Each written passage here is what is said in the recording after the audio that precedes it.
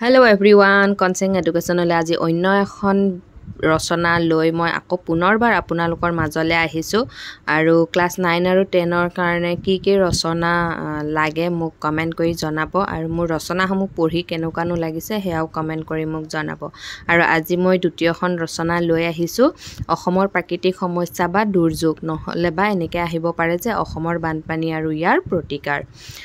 অসমৰ বানপানী মই প্ৰত্যেকখন ৰচনাতে এনেকে আৰম্ভণিতে এটা কোটেশন ৰাখিছো যাতে ৰচনাখন অলপ পঢ়ি বেছি ভাল লগা বিধৰ হয় আৰু অন্যতকে অলপ বেলেগ হয় ইয়াতে মই ৰাখিছো যে আহিল বতাহ আহিল বৰষুণ মেঘে মাৰিলে গাজনি হঠাতে কৰি দিলে গোটেই অঞ্চলতে বানপানী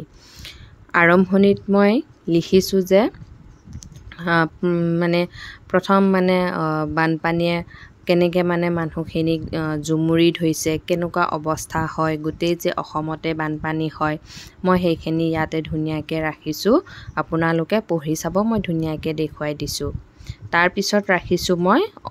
বানপানীৰ কাৰণত মই ৰাখিছো যে বানপানী কিহৰ কাৰণে হয় কি হৈছে বানপানী যে ইমান বাঢ়ি গৈছে দিনক দিনে সেইখিনি কথা মই ইয়াতে ধুনিয়াকে লিখি ৰাখিছো আপোনালোকে সুন্দৰকে পঢ়ি চাব পাৰিব ইয়াখিনি গুটে বানপানীৰ কাৰণ আৰু ইয়াতে মই 1950 চনৰ ভূমিকম্পৰ কথাও অলমান মানে লিখি দিছো তাৰ পিছত আহিছে বানপানীৰ সমস্যাটোৱে যে গুটে খেতিয়ক হক বা অন্য মানুহখিনিক কেনেদৰে সমস্যাৰ সন্মুখীন কৰাইছে কেনেদৰে মানে মানুহখিনিৰ সমস্যা হয় খেতি আহিলে বানপানী আহিলে গতিকে সেইখিনি ইয়াত ধুনিয়াকে লিখি দিছো আপোনালোকে পঢ়ি চাই লব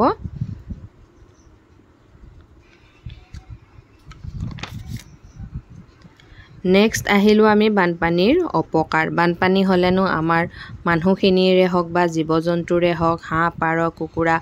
গাছত ঘৰ দুৱাৰ আদি সকলোবোৰৰ কেনেকুৱা মানে অসুবিধা হয় সেইখিনিও ইয়াতে ধুনিয়াকে লিখি ৰাখিছো মানুহখিনি যে অকাল মৃত্যুত ভুগিব লগা হয় বানপানী চাৰিওফালে পানী থাকে অথচ খাবলৈ এটুপি পানীৰ বিশুদ্ধ পানীৰ অভাৱ হয় সেইখিনি ৰাখিছো মথাউৰি ভাঙি যায় সেইবিলাক ৰাখিছো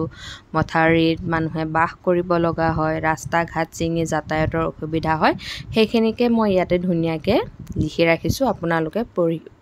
পৰীক্ষাৰ কাৰণে পঢ়ি চাব পাৰে পিছৰটো আহিলো বানপানীৰ প্ৰতিকাৰত মই ৰাখিছো যে আমাৰ বানপানীৰ প্ৰতিকাৰটো কেনেদৰে নাশ কৰিব লাগিব আমাৰ অসম চৰকাৰে হক বা ৰাজ্য চৰকাৰে হক সেইখিনি কথা অলপমান উল্লেখ কৰিছো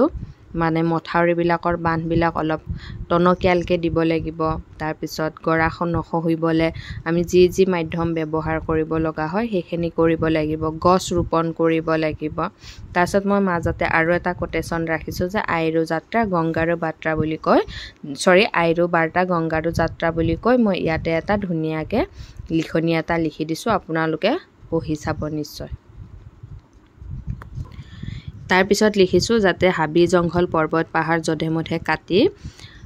ধ্বংস নকৰে গছ-গছনি সংৰক্ষণ কৰি মৌচুমী গতিটো স্থিৰ কৰি ৰাখে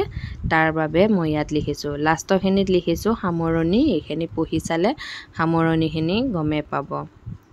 এয়াই আছিল মোৰ অসমৰ প্ৰাকৃতিক দুৰ্যোগ বা সমস্যাৰ এখন ৰচনা ভাল পালে নে বেয়া পালে হেতু কমেন্ট কৰি জনাব আজিলে ধন্যবাদ